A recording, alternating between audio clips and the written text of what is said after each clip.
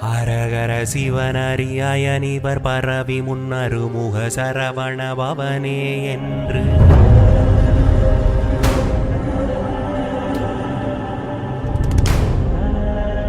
ஹரஹர சிவனரியாய நிவர் பரவி முன்னருமுக சரவண பவனே என்று